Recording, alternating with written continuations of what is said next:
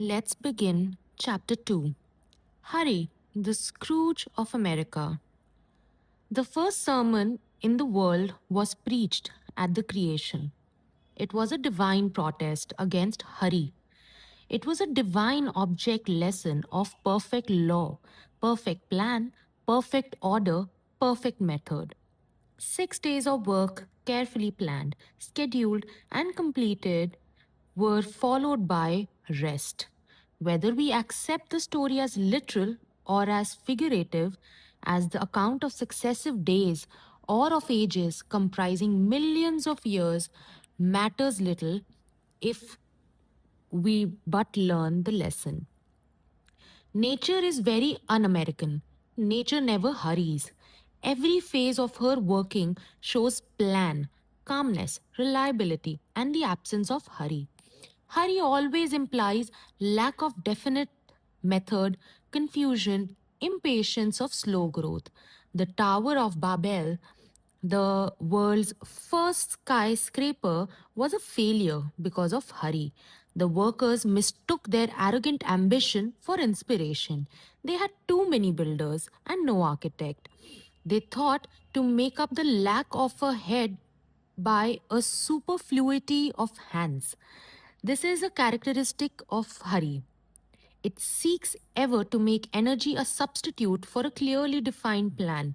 The result is ever as hopeless as trying to transform a hobby horse into a real steed by brisk riding. Hurry is counterfeit of haste. Haste has an ideal, a distinct aim to be realized by the quickest direct methods.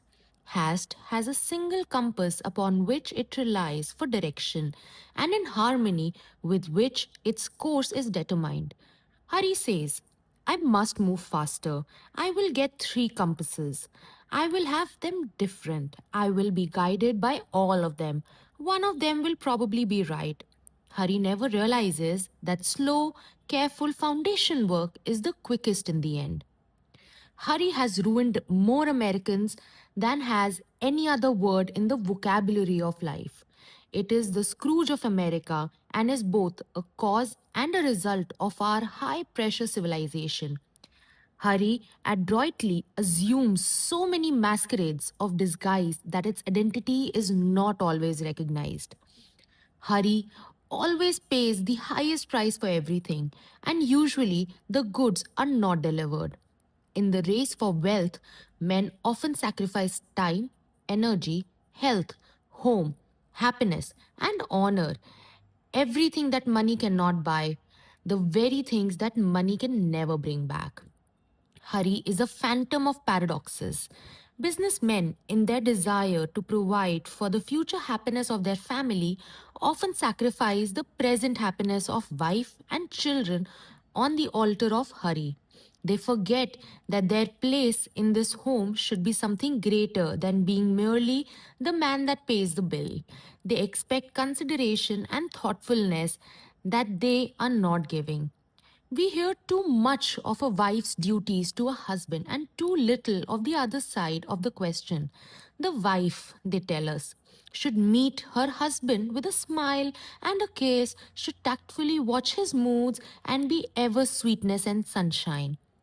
Why this continual swinging of the censer of devotion to the man of business?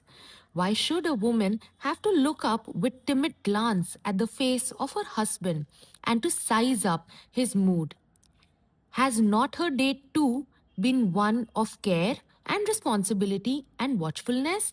Has not mother love been working over perplexing problems and worries of home and of the training of the children that wifely love may make her seek to solve this secret? Is man then the weaker sex, that he must be pampered and treated as tenderly as a boy trying to keep from contact with the world? In their hurry to attain some ambition, to gratify the dream of a life, men often throw honor, truth, and generosity to the winds. Politicians dare to stand by and see a city poisoned with foul water until they see where they come in. on a waterworks appropriation. If it be necessary to poison an army, that too is but an incident in the hurry for wealth. This is the age of the hothouse. The element of natural growth is pushed to one side, and the hothouse and the force pump are substituted. Nature looks on tolerantly as she says, "So far you may go, but no further, my foolish children." The educational system of today is a monumental institution dedicated to hurry. The children are forced to go through a series of studies that sweep the circle of all human wisdom. They are given everything that the ambitious ignorance of the age can force into their minds. They are taught everything but the essentials, how to use their senses and how to think. Their minds become congested by a great mass of undigested facts, and still the cruel, barbarous forcing goes on. You watch it until it seems you cannot stand it a moment longer, and you instinctively put out your hand and say, "Stop!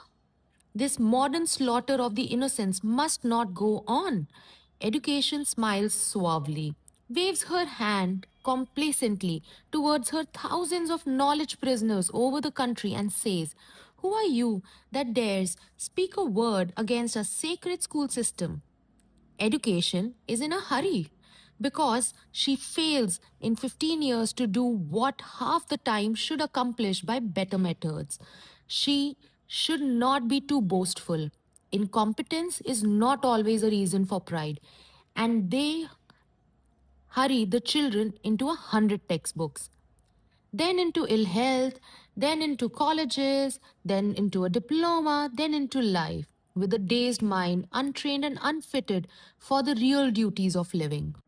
Hurry is the death blow to calmness, to dignity, to poise. The old time courtesy went out when the new time hurry came in. Hurry is the father of dyspepsia. In the rush of our national life, the bolting of food has become a national vice. The words "quick lunches" might probably be placed on thousands of headstones in our cemeteries. Man forgets that he is the only animal that dines, the others merely feed. Why does he abrogate his right to dine and go to the end of the line with the mere feeders? His self respecting stomach rebels and expresses its indignation by indigestion. Then man has to go through life with a little bottle of pepsin tablets in his vest pocket. He is but another victim to this craze for speed. Hurry means the breakdown of the nerves. It is the royal road to nervous prostration. Everything that is great in life is the product of slow growth. The newer and greater and higher and nobler the work, the slower is its growth. The surer is its lasting success. Mushrooms attain their full power in a night. Oaks require decades. A fad lives its life in a few weeks. A philosophy lives through generations and centuries. If you are sure you are right, do not let the voice of the world or of friends or of family swerve you for a moment from your purpose.